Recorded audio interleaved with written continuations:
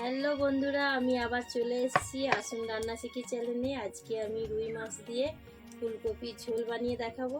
এখন কড়াটা গরম হয়ে গেছে, দিয়ে দিলাম তেল পরিমাণ মতো। ছেড়ে দেবো, ভালো করে ব্রাউন কালারে ভেজে নেব।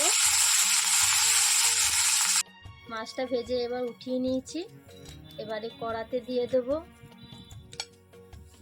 ফুলকপি আলু ভালো করে ভেজে উঠিয়ে নেব। আলু ফুলকপিটা ভালো করে ব্রাউন কালারে ভেজে নেব। ফুলকপি আলু ভাজা হয়ে গেছে, এবার উঠিয়ে নেব।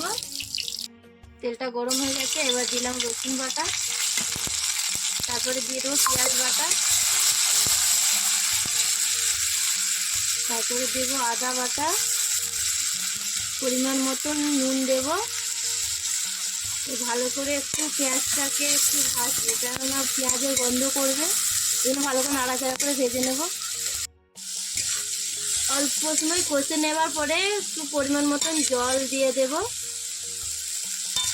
যাতে মশলাটা ভালো করে একটু কষা হয়। এরপরে দিয়ে দেবো টমেটো কুচি, পরিমাণ মতন হলুদের গুঁড়ি, লঙ্কার গুঁড়ি দেবো পরিমাণ মতন, জিরা গুঁড়ো। মশলাটা একটু নেড়ে চেড়ে নেবো ভালো করে। টমেটোটা ভালো করে কষে নেবো নাড়াচাড়া করে, যাতে মশলার সাথে মিশে যায়। কাঁচা লঙ্কা দুটো দিয়ে দিলাম। এরপরে ফুলকপি আলু ভাজাটা আমি দিয়ে দেবো মশলার মধ্যে। ভালো করে একটু নাড়াচাড়া করে অল্প সময় কষে নেব।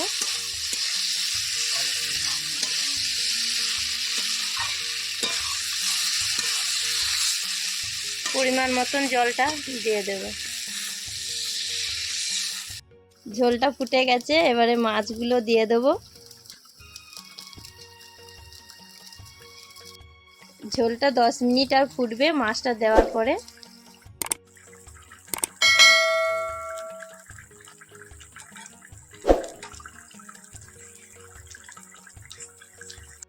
ঝোলটা হয়ে গেছে, এবার ঢেলে নেব একটা পাত্রের মধ্যে। আমাদের ঝোল এবারে দিয়ে দেবো ধনেপাতা কুচি।